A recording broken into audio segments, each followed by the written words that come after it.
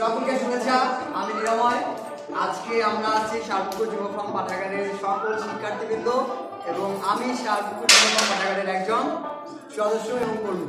তো আমি অনেক ধন্য যে শালপুকুর যুব ফ্রম পাঠাগারের জন্মদিনে, শুভ দিনে, আমার জন্মদিন।